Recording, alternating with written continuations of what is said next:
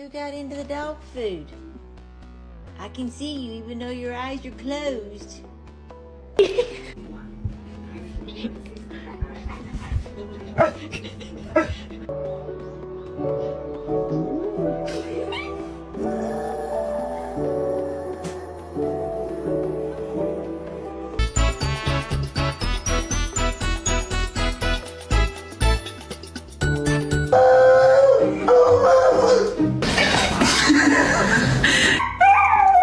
I'm still home.